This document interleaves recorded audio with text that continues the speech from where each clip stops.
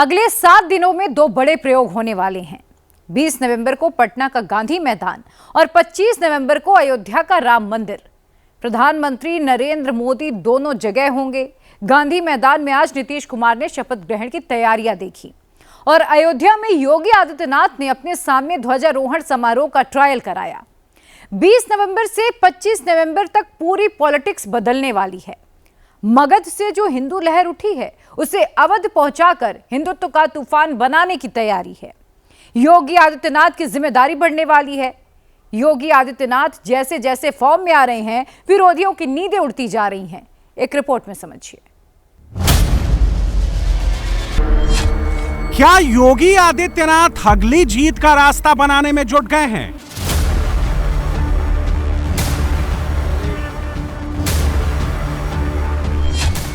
क्या राहुल गांधी कांग्रेस की अगली हार तय करने में लग गए हैं?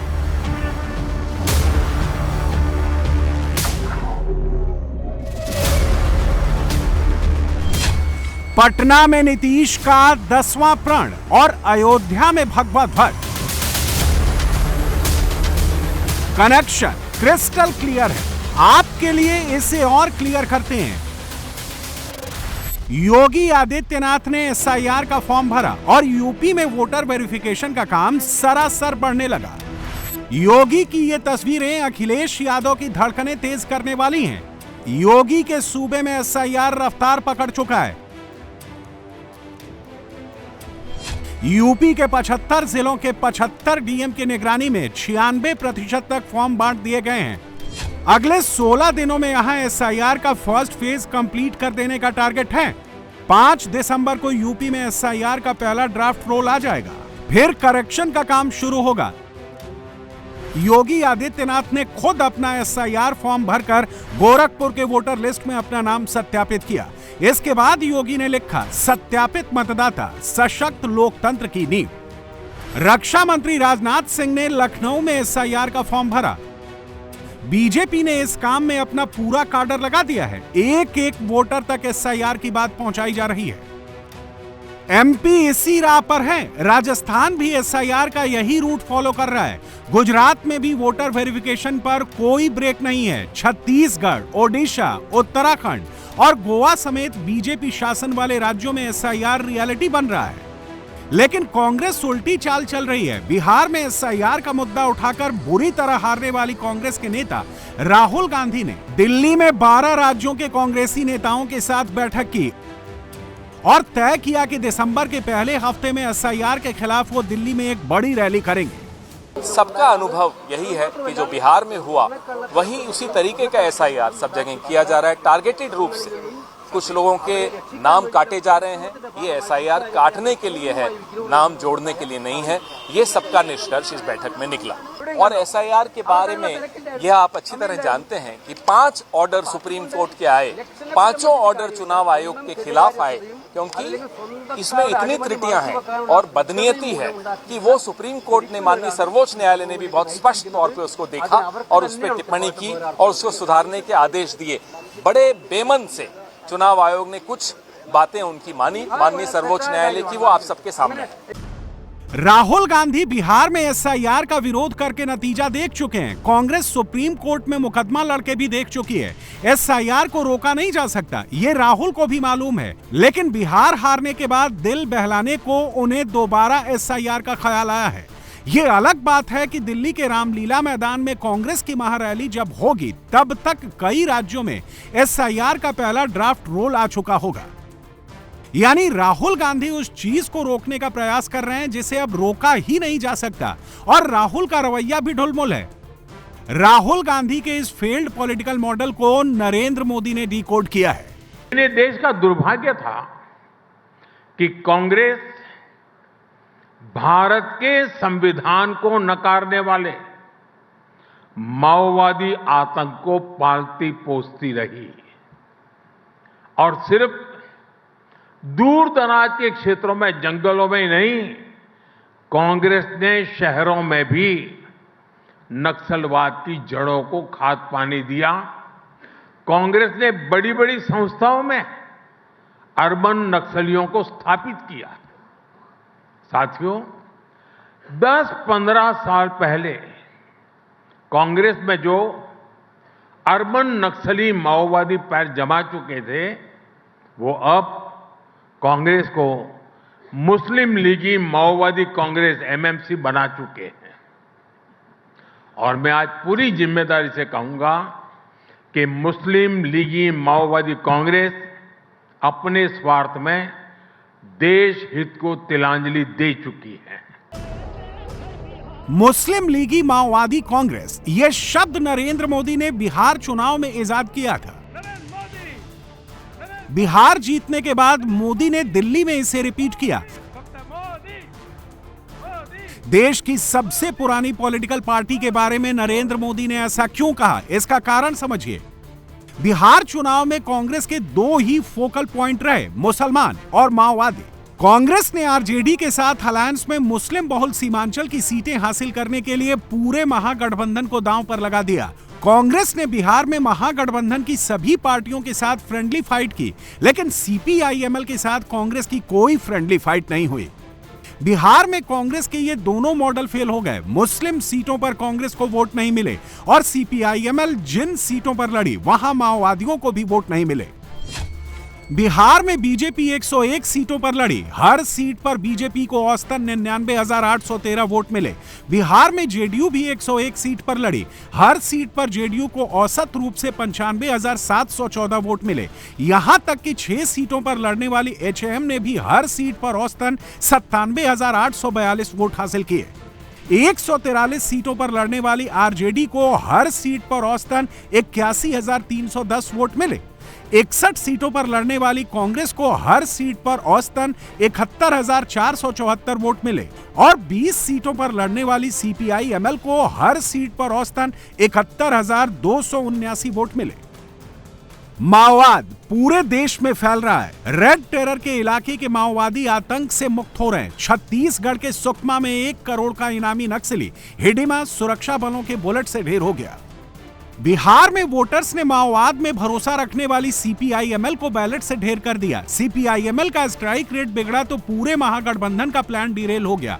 कांग्रेस को मुस्लिम सीटों पर भी वोट नहीं मिले। ओवैसी की पार्टी एआईएमआईएम ने बिहार में दूसरी बार कांग्रेस को धूल चटा दी। बिहार के एक और फेल्ड नेता है प्रशांत किशोर। 240 सीटों पर लड़कर 0 का स्कोर करने वाले पीके पटना में मीडिया के सामने आए तो एसआईआर पर कांग्रेस की लाइन रिपीट करने लगे। मैं वोट चोरी के मुद्दे पर हम लोग का स्टांस जो है वो बिल्कुल क्लियर है पहले दिन से। ये बिहार का मुद्दा नहीं है। जो चुनाव की पूरी प्रक्रिया है उसमें वोटर लिस्ट बनने से लेकर आचार संहिता के अनुपालन का, वोटिंग के दिन के, जैसे यहाँ पर आप जीविका की दीदियों को बाकायदा आपने मोबिलाइजर बनाकर सरकारी व्यवस्था के तहत बूथ में बैठाया है। तो पूरे वोटर लिस्ट बनाने की प्रक्रिया, आचार संहिता के अनुपालन की प्रक्रिया, वोटिंग के दिन जो हो रहा है वो उसमें सरकारी तंत्र का इस्तेमाल, दुरुपयोग या उपयोग, और वोटिंग के बाद जो महाराष्ट्र से लगातार दिख रहा है कि अंतिम 2 घंटे में 15%, 20% एक्स्ट्रा वोट होना, फिर चुनाव आयोग का उसका डिटेल नहीं जारी करना और 3 दिन के बाद ये बताना कि इतना वोट हो गया। ये बड़े मुद्दे हैं। हम लोग बहुत छोटी पार्टी हैं, हम लोग को तो इतना नहीं ताकत है, लेकिन आपके माध्यम से मैं ये जरूर देश के विपक्ष को ये कहना चाहूंगा कि इस पर गंभीरता से बात करने की और इसको जरूरत पड़े तो सुप्रीम कोर्ट में ले जाने की जरूरत है। पीके अब कांग्रेस समेत तमाम विपक्षी दलों के साथ मेल जोल के रास्ते ढूंढ रहे हैं। पीके के बारे में फिर कभी बात करेंगे। अभी योगी आदित्यनाथ को देखिए जो अगले मिशन पर निकल चुके हैं। बिहार चुनाव ने योगी मॉडल पर जीत की एक और मोहर लगा दी। लॉ एंड ऑर्डर मेंटेन करने का योगी मॉडल अब नेक्स्ट लेवल की तरफ बढ़ रहा है। 75 जनपद हैं प्रदेश में। हर जनपद में हमने 2-2 वैन इस रूप में उपलब्ध करवाए हैं जो साख से कलेक्ट कर सकें। अब ऐसा नहीं कि कोई व्यक्ति अपराध करेगा, पीड़ित भटक रहा है, वर्षों से वह तड़प रहा है, अपराधी मौज मस्ती कर रहा है क्योंकि उसके खिलाफ साक्ष्य नहीं है और इसलिए वह बच निकलता है, लेकिन अब बचेगा नहीं। क्योंकि अपराध होने के कुछ ही घंटे के अंदर उसके खिलाफ पुख्ता साक्ष्य होगा और साक्ष्य के साथ साथ लैब भी होगी जहां पे एक्सपर्ट बता देगा कि हां यह इस व्यक्ति से मिलता जुलता है और इस व्यक्ति ने यह अपराध कारित किया है।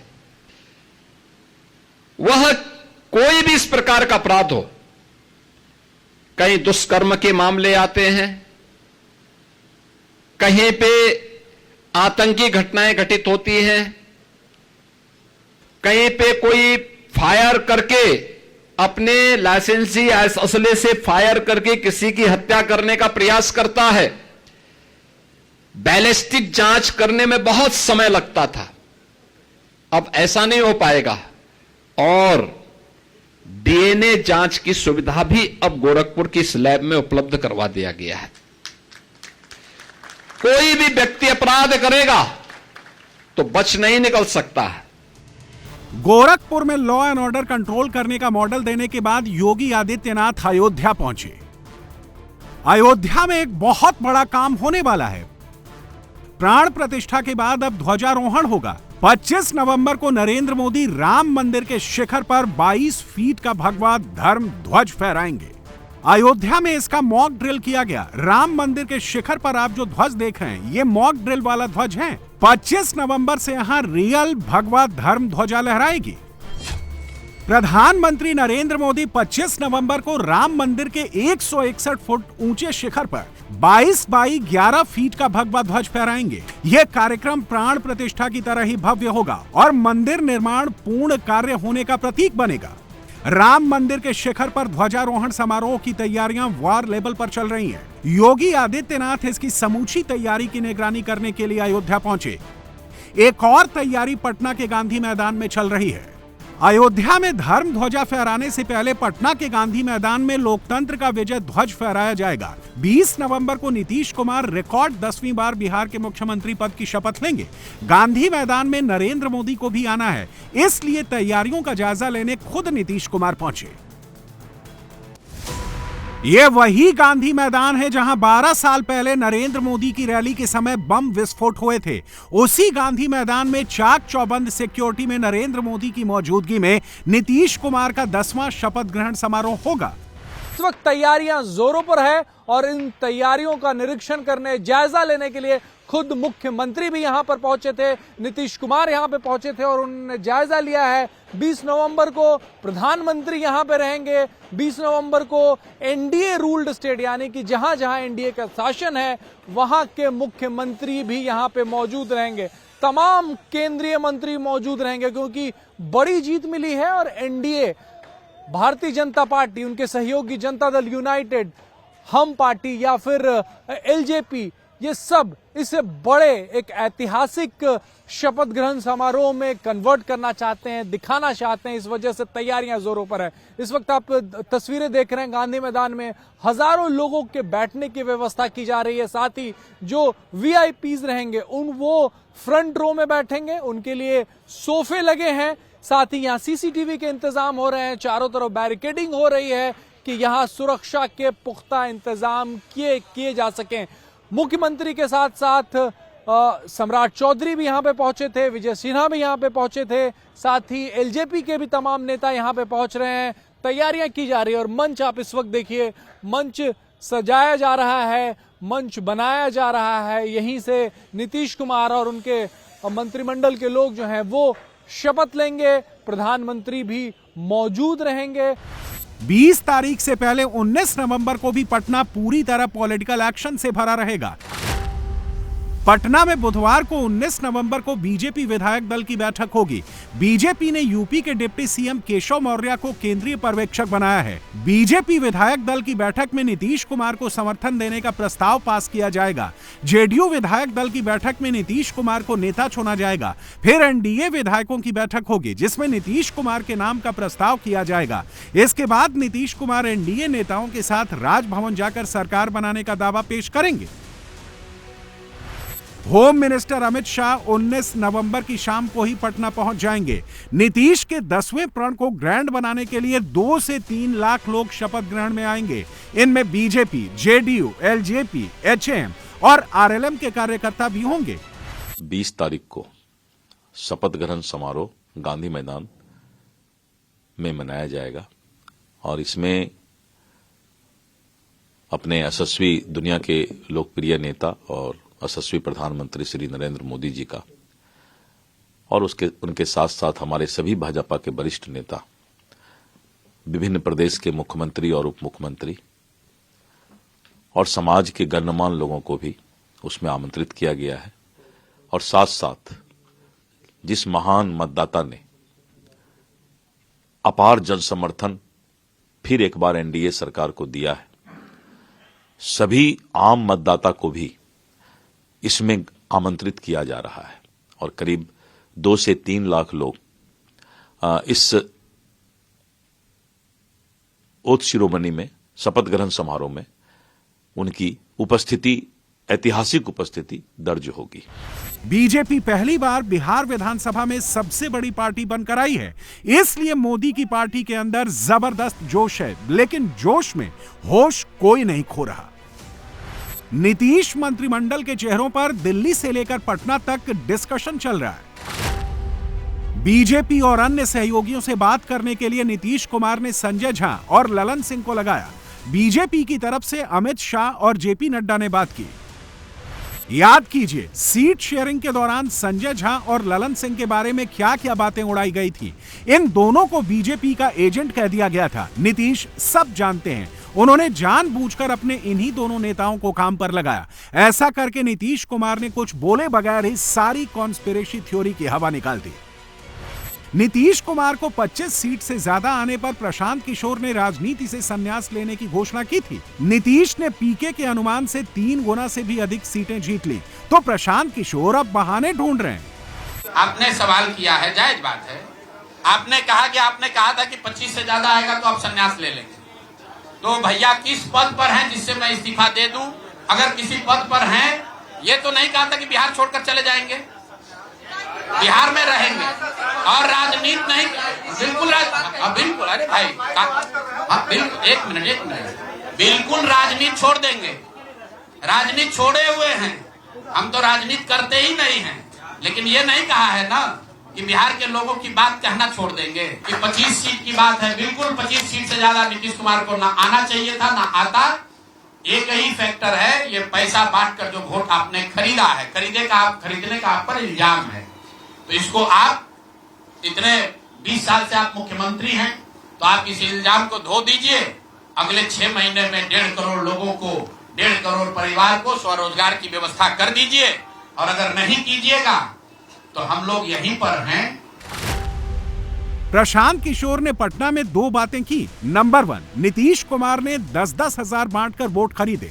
और नंबर 2, बीजेपी पर लगने वाले वोट चोरी के आरोप में पीके को दम दिखने लगा है। इन दोनों बातों से एक ही इशारा मिलता है, पीके आने वाले दिनों में मोदी विरोधियों से मिलेंगे, फिर से स्ट्रेटजी बनाने के काम में जाएंगे। नीतीश कुमार की सरकार कैसे चलेगी, इसमें कोई कंफ्यूजन ही नहीं बचा है। 2024 में जब से नीतीश कुमार ने राइट टर्न लिया है, तब से उन्होंने कभी भी लेफ्ट टर्न लेने का कोई संकेत नहीं दिया है। नीतीश कुमार सीतामढ़ी में सीता मैया के मंदिर की शिलान्यास पूजा में शामिल हो चुके हैं। नीतीश को मालूम है कि अवध से उठी हिंदुत्व की लहर बिहार पहुंची, तभी वो मगध जीत पाए हैं। अब मगध से हिंदुत्व का तूफान वापस अवध आएगा तो 27 में योगी का प्रचंड बहुमत आएगा।